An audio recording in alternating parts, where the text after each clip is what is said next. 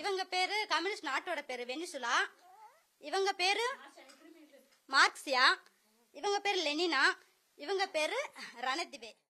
இவங்க வந்து ஆந்திரா அந்த முதலமைச்சர், ரணதிவேயோட ஆந்திரா முதலமைச்சர். Unusual names for people living in an Indian village. But in Vanivelampatti in Tamil Nadu's Madurai district, they tell a powerful story. Here, children are given names shaped by the communist ideology that may have faded from most parts of the world, but not here, where its spirit continues to thrive even if symbolically. Families have named their children after global icons of communism like Marx, Stalin, and Lenin, a tradition that began decades ago and continues even today. நாங்கள் ஆதி காலத்துலேருந்தே இருக்கோம். எங்கள் பாட்டி 8 9 வருஷத்துக்கு மேலே 50 வருஷமா கட்சி இருக்கு. கட்சி வந்து 50 வருஷமா இருக்கு.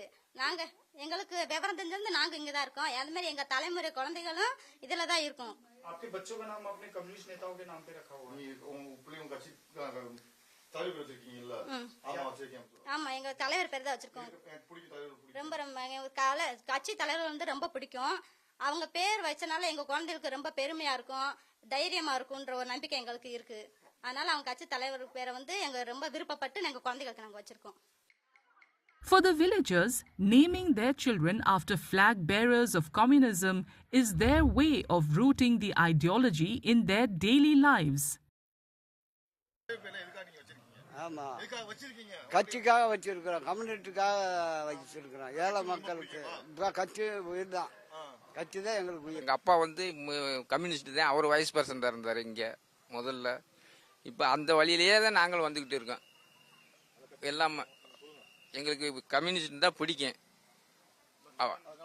அதனால தான் நாங்கள் கட்சிக்கு தலைவர்கள் பேர்களை பிள்ளைகளுக்கு வச்சுருக்கோம். பேர் curl marks, Engels, Stalin, லெலினு, Janaki அம்மாள், அப்படி ராமமூர்த்தி அப்படின்னு சொல்லிட்டு நிறைய பேர் பிள்ளைகளுக்கு பேர் வச்சுருக்கோம். Ahead of this year's Tamil Nadu State Assembly elections, Vanivelampatti stands out for keeping alive an ideology that has lost prominence in many places by naming its sons and daughters after its icons as a mark of honor and remembrance.